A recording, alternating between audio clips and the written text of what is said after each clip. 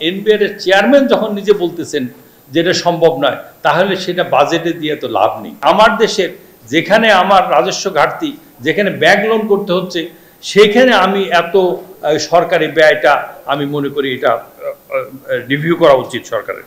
অনুন্নয়ন খাতে ব্যয় ধরেছে 5,06,971 কোটি টাকা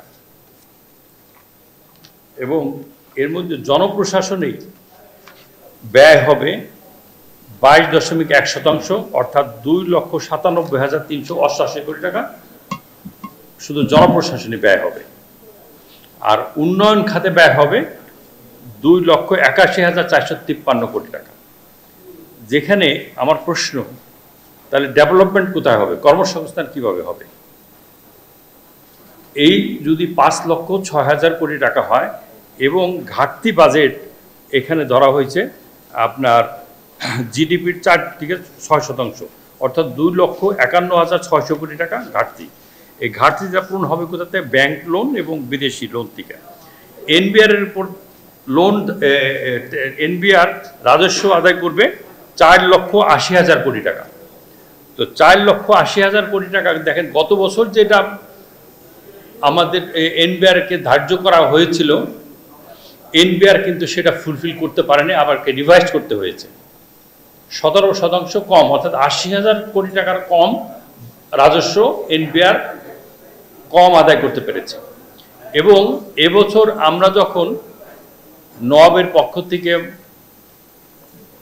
এনবিআর এর সাথে আলোচনা করতে যাই বাজেট নিয়ে, এবং এনবিআর তখনও এবং এনবিআর মাঝে মাঝেই উনি পাবলিকলি বলেন যে রাজনৈতিক সদিচ্ছা না থাকলে আর আমার যে বর্তমান জনবল আছে, আমার যে অবস্থা আছে, তাতে এই রাজস্ব আদায় করা সম্ভব নয়।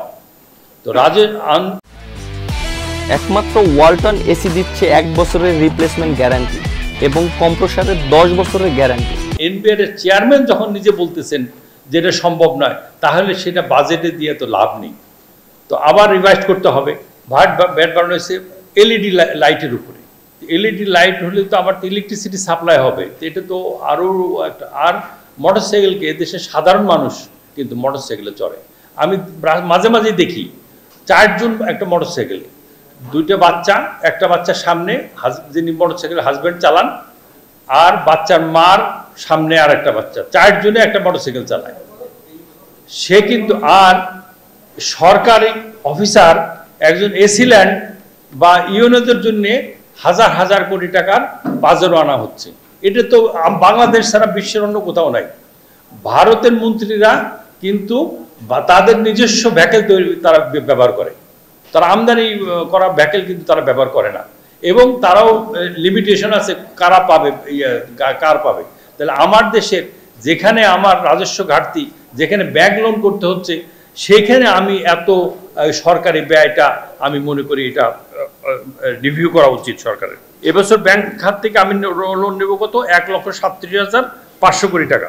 আর বৈদেশিক উৎস থেকে আসবে 1,27,200 কোটি টাকা। আর সুদ পরিশোধে আমার চলে যাবে 1,13,500 কোটি টাকা।